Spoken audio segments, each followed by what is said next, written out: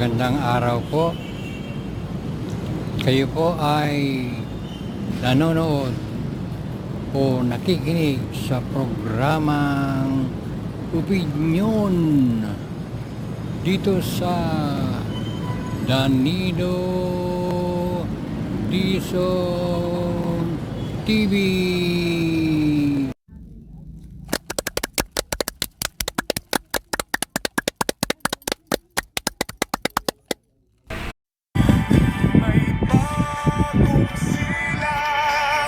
May bago ng buhay, bagong bansa, bagong galaw, sa bagong lipunan.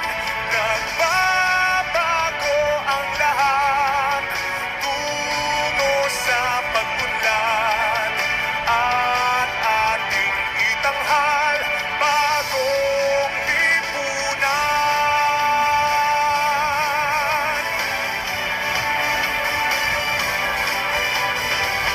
Ang gabi nagmaliw ng ganap, at lumipas na ang magdamag. Madaling araw ay nagdiriwang, may umagang namasdan. Umiti na ang pag-asa sa umagang anong ganda. May bagong silang, may bago ng buhay, bagong bansa, bagong galaw, sa bagong lipunan. Nagbabago ang lahat, tungo sa pag-unlad, at ating itanghal, bagong lipunan. May bago ng buhay, bagong bansa, bagong galaw, sa bagong lipunan. Nagbabago ang lahat, tungo sa pag-unlad, at ating itanghal, bagong lipunan. Right to be informed. Importante yan. Constitutional provision yan. Mr. General Military. And the right of the people to seek redress of grievance.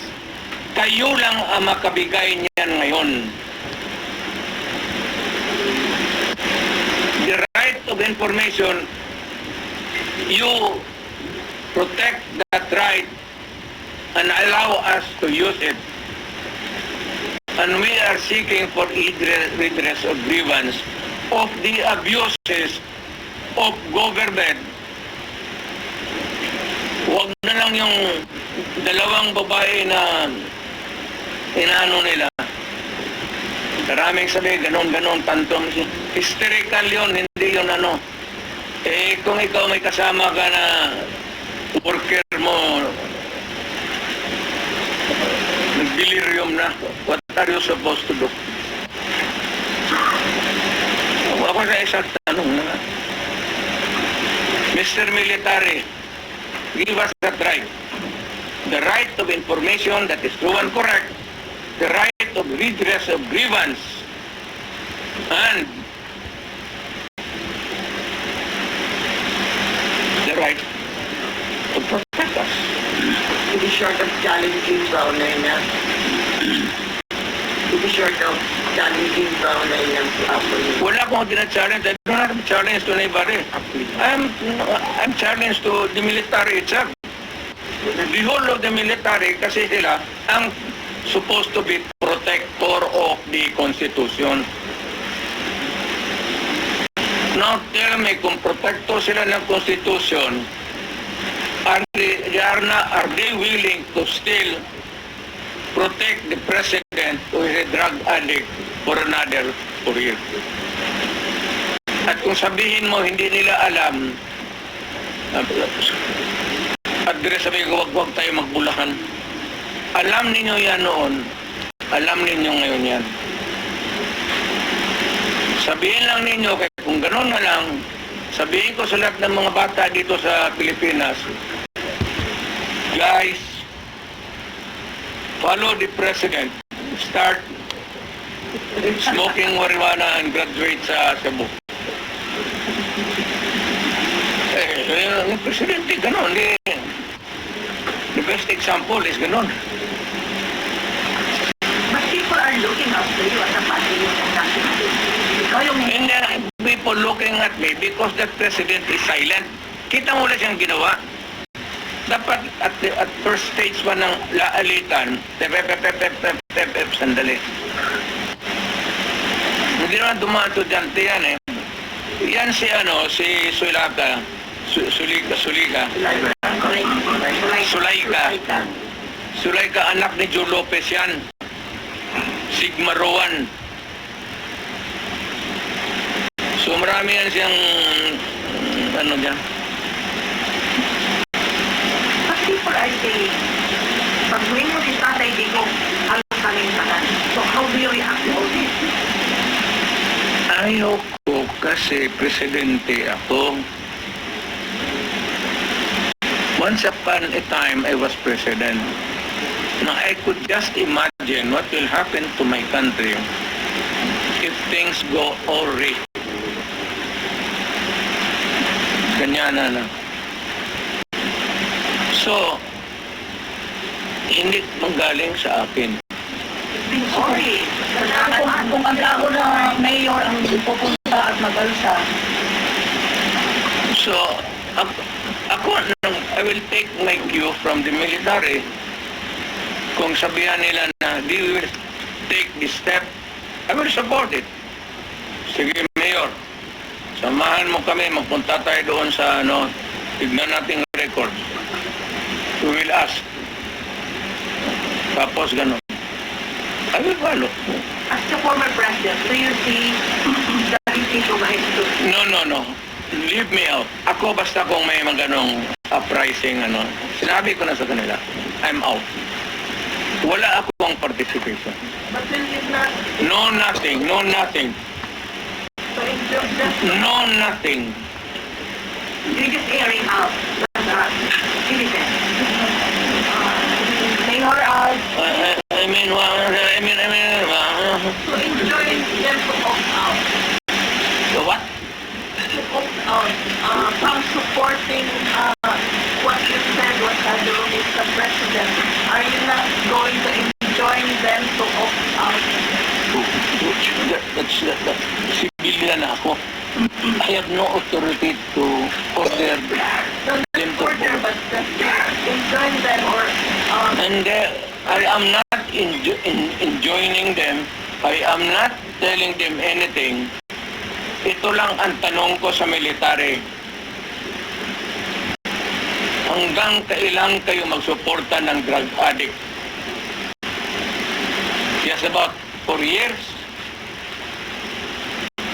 Ngayon magsabi, yes sir, we are a loyalist bunch of man. Sabihin ko sa Pilipino, taga Davao, oo. Sabi nitong mga military natin, okay daw.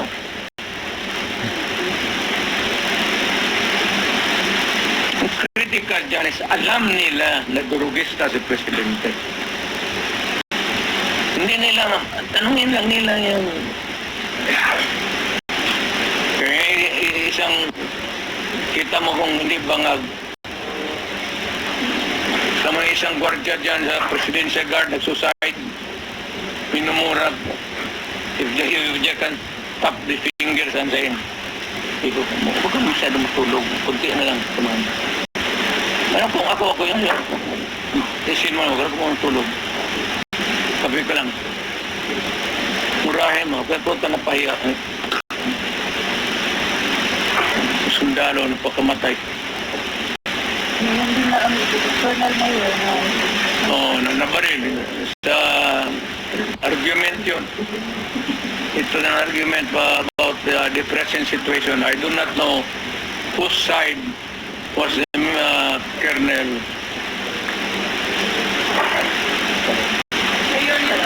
was with What happened pala sa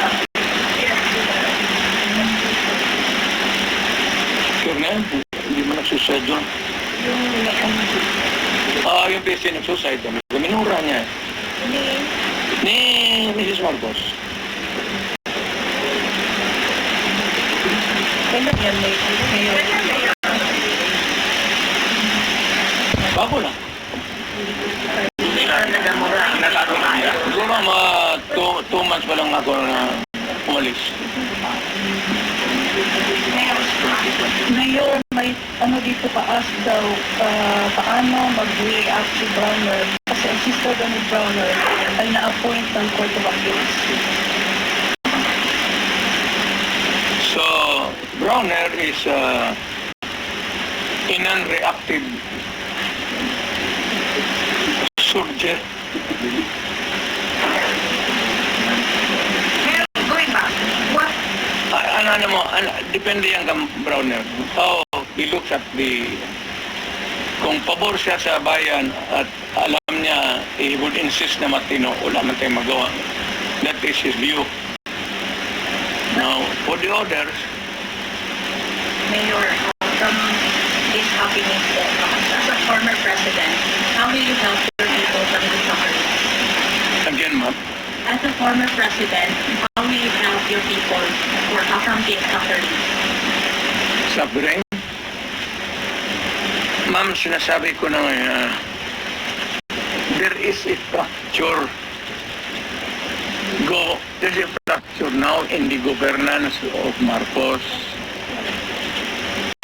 It cannot be remedied. There is no relief inside. It is only the military who can correct it. How? I do not know. How is, Sila man yung protector ng konstitusyon. So, tama sila. what if the military will not do something, sir?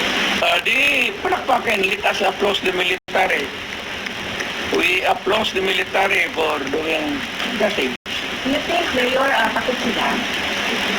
Well, we'll clap our hands and say that the military is takot. Kasi sinabi mo, Diba sila hindi ko sinabi yan, ikaw ang nagsabi. What is the worst manifestation? Siya yan, oh. Hindi ako. What is the worst manifestation or element of silent martial law that you can now see in this government? Hindi naman talaga martial law because martial law is something like Silent martial law. martial law is military takeover. Mayroon akong i-suggest.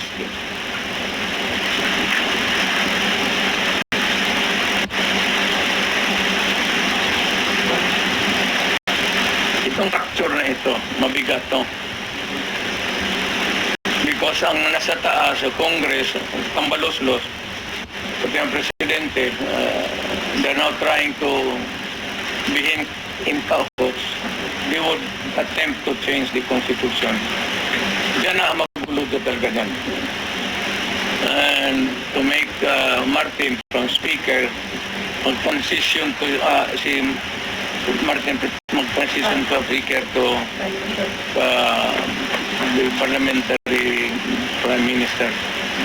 Under is the ceremonial president na lang si Marcos. So what's your reaction for the possibility of no L next week? No election. Possibility. It can be possible. Wala tayong yung cards wala sa Pilipino. It's in the card. The cards is being held by Martin Romualdez and President Marcos. Na kuan po ni PNP Chief Arvin na nagpagawa siya statement dito ng mga drug users daw kaya di addict. Sa tuloy comment na ito ay nagagamit lang daw para mag-overtime or extend na nila haboran sa pagpanarbaho. From the PNP Chief meeting. Ang mga Nagagamit daw ng drugs kay dili daw atin. Nagagamit lang daw sila, nagila daw sa mga trabahador para lang mag-extend na nila haboran sa pagpanarbaho. maganda yan. Maganda yan. an addict and what is not an addict? An addict who uses shabu and continues to hit, inom. But the other kind of addict is trabaho, hit, para hindi makatulog, hit. Tapos at the end of the day, siya ang kakainin na makinarya niya. Kasi sabog na siya. Siya na yung papasok doon sa oil mill o sa mill. But Mayor, would you help if one person there, like if Martin Romualdez would give up on his dream of becoming president in 2028? Wala na, I don't think so. Wala nang pag-asa. O wala nang ngayon, mayroon akong suggestion sa military. Pero hindi ko muna bitawan dito.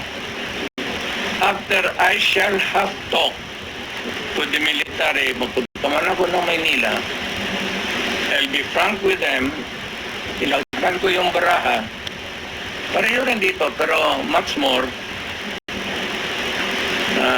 daling ko yung mga tao na ganito ang nangyari sa pera natin, pati itong gold reserve natin. Ilan na ba ang dollar piso? 59.